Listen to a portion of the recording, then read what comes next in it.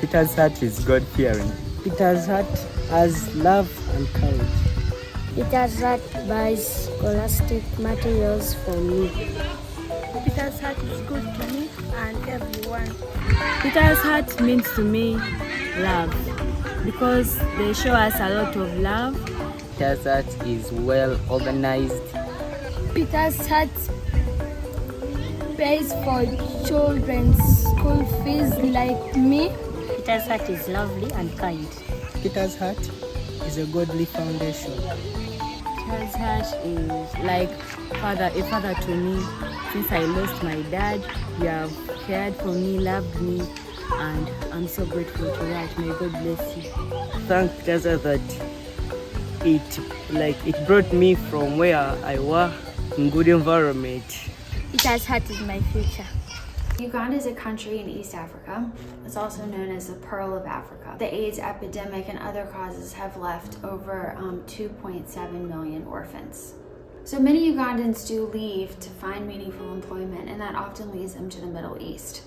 And that is actually where the story of Peter's heart started. Peter's heart's really just kind of born out of friendship and relationship over 100 miles west of Baghdad in the base called Al-Assad, where I had the privilege to meet some men from Uganda. And the army had hired these men.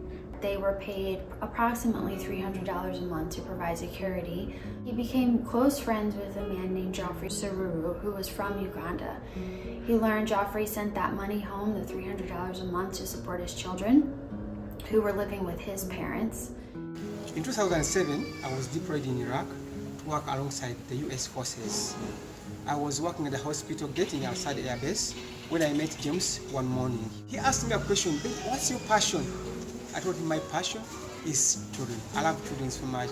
I want to support children in need because of the need in Uganda. So I asked him about his passion. He told me his passion was supporting and loving people in need. So you see, we are there now having the common passion. So we started meeting every week for prayers.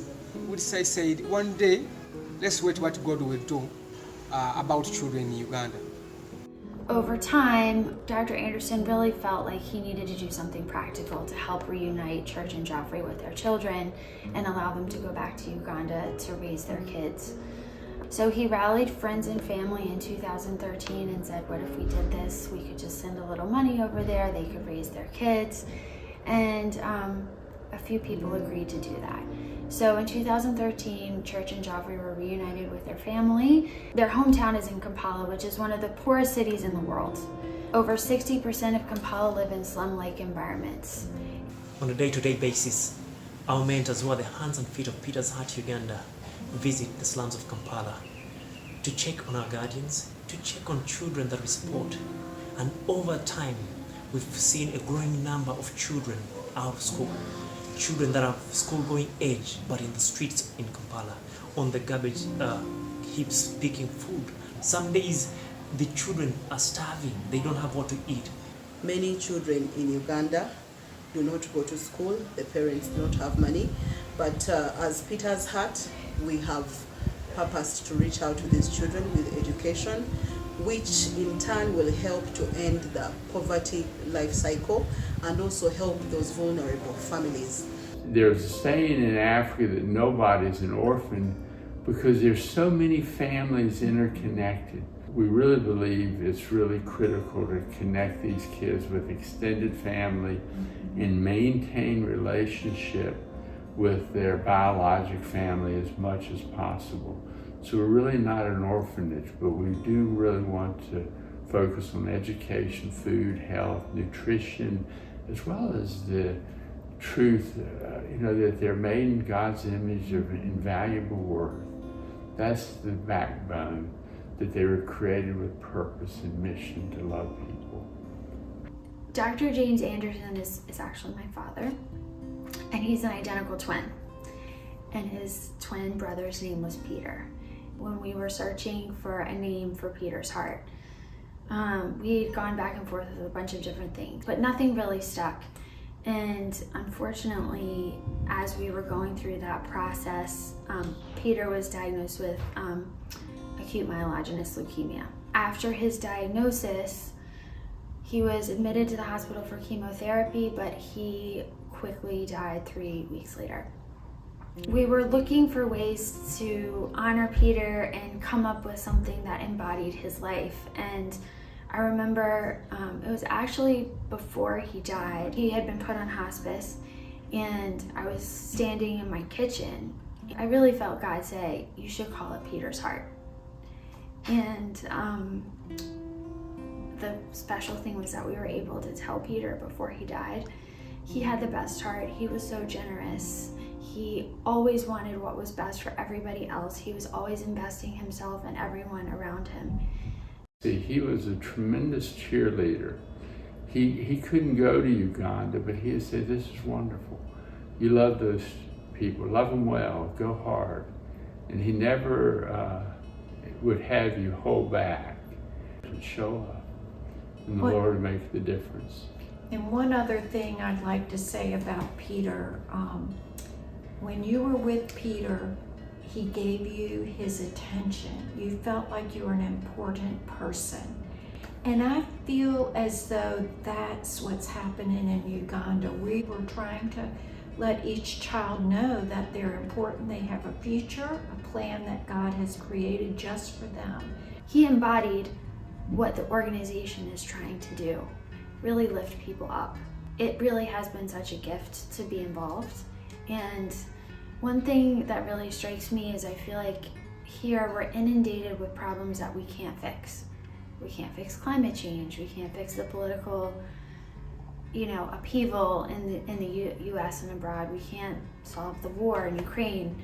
But these are practical needs that we can meet, and it makes such a difference. It's so rewarding to be part of something where you can actually do something like that, where, for $1,000 a year, you can get a kid out of the slums and into a school. It's really marvelous. On our first trip there, my brother and I, we got there, and as we met mothers and the kids in the slum, a woman who sold herself for survival, and her nephew was with her, and he was 5 years old, and he was begging food. His mother had died of HIV, and his father wasn't around. She fell down at his knees and said, would you pray for my nephew's education? And my older brother said, we would. And I was just saying, oh my gosh. I had no idea we were heading in this direction. So in 2015, James came to Uganda with his brother, Wadi Anderson. That's when we go to enroll the first child in Peter's Heart, Uganda. The first child who was enrolled's name is, I'm going to call him Andy. And his mother had died of HIV. He was living with his aunt, who really does love him and takes good care of him, but she couldn't afford to send him to school. He was enrolled in school, and ever since his enrollment, he's been fighting for number 1 or number 2 in his class. Andrew now, 7 to 8 years later, is just a star. I mean, they call him the president at the school where he goes to. He has this beautiful smile, but he loves people, and he's a leader. He is so smart, so polished, such a sweet kid. He's actually studying for his high school entrance exams right now, and his goal is to get accepted into King's College, which is actually a free school in Uganda. It's one of the most prestigious high schools. And from there, he wants to become a doctor in the Ugandan army, and they'll pay for his education.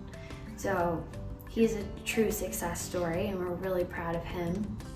The story of Jay illustrates a typical enrolled child. So in 2018, the mentors were told of a child who had been abandoned in the slums by his mother. The mentors found him. Church and Joffrey took them to their home temporarily. They took him to the doctor's office, treated him for worms, other infections, and enrolled him in a boarding school. Now, 4 years later, he's thriving. He's grown, he's gained weight, he's learning, he feels good about himself, And miraculously, his mother has shown up. So, and then the amazing thing is that there are many more such stories. There's another story of 2 young boys who were found scavenging for food while their mom was dying of AIDS. They have been enrolled now since 2018. When they were enrolled, they told us that they had an older brother who was in the village who was living with a grandmother. And they heard that they had a 3rd brother, and they brought the 3 brothers back together. So he was enrolled. He is the sweetest, most grateful kid. He's also studying to go into high school in his entrance exams, and he wants to be a minister when he graduates, and they all call him Pastor Tony. The stories are so remarkable and inspiring, and you can see lives literally transform from utter despair to hope. It's not a big work, but it's starting to grow. Watching Peter's Heart grow from an idea to a legal Ugandan NGO that provides 8 full-time jobs and enrolls 47 children has been nothing short of miraculous. We have a dedicated team of employees, an office for operations, legal status in the US and Uganda, and 47 children who are no longer sitting at home instead of going to school.